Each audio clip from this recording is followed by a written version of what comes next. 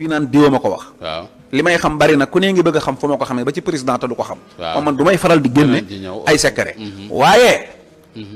dafa am loo xam ne bu wax ko jotee dama koy wax te yaakaar naa ki ma ko doon wax sax nëbbu ko. ndax maa ngi mbooloo la ko waxandoo. waaw muy Lambaay da koo fekke. waaw Assane Mbacke da koo fekke. Mara Niass fekke na ko. man ma toog Cheikh Diba toog ñun ñii ñu toog ci saal. mu ne nu élection yii biñ ko dàqee. waaw Ousmane Sonko moo ma woolu ma dem kaso fekk ko fa. waaw mu ne ma demal ambassade Amérique lii ma lay wax nag maa la ko wax Cheikh Diba ma ko wax. ñoom ñii ma wax ñëpp fekke nañ ko. waaw demal ambassade Amérique soo demee di nga fa nga def nii na ma ko waxee daa xaw a gudd ma dem def na ma Sonko wax. waaw ba toog ak xama war a toogal ma ne ko dañoo toll ci élection te juges yi dañoo bëgg a dàq élection yi te juges yi nekkatuñ en sécurité.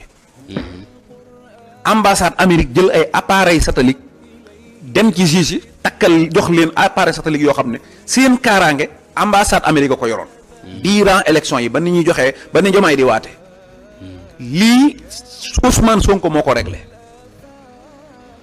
am na ñu ma dégg ñuy tourner histoire naan mi meek ambassade. billaay wallaay Cheikh Diba ma ko wax. moo ne waxut naan dama koo dégg man maa demoon la wax. man Cheikh Diba maa dem ambassade Amérique Sonko ma fa yónni woon. waaw kon juge yi kaaraange gi ñu nekkoon ba mën a bu Macky Sall ne dama koy dàq ñu ne ko dàqoo lu mu dugal ñu ne ko du jàll te dara fekku leen ci. Ousmane Sonko la.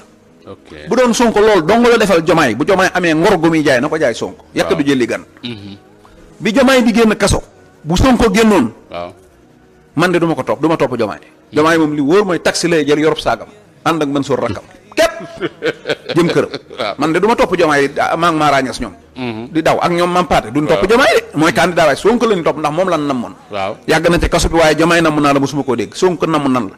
ñaar nag bu ñuy ñëw nga namm kenn ki nammoo kenn ki ca ka nga namm ngay njëkk a nuyu. waaw kon Sonko xam na ne bu génnee Diomaye taxi lay laal te kenn du ko topp mu daw nëbbutu ci xabtal la mbooloo mi ñu topp la nga tiital candidat yépp waaw loolu bala ko Sonko koy defal Sénégal gépp kenn defalu la ko fi moo la ko defal.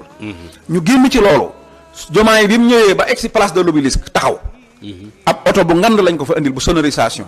jox ko micro affiche yi taxaw maanaam logistique gu campagne bi Diomaye yoroon kenn yoru ko.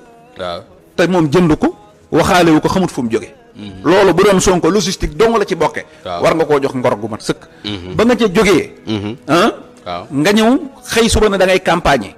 mu xam ne question de temps dafa am. waaw ndax candidat yëpp def nañ 15 jours te yow 10 jours nga am 9 jours sax nga am. waaw kon su ma la bàyyee boo moytuwul da nga am dëkk yoo demut te doo ko gañe. waaw kon jëmal nee ma jëm nee. waaye Sénégal képp campagne ni mu sensibiliser.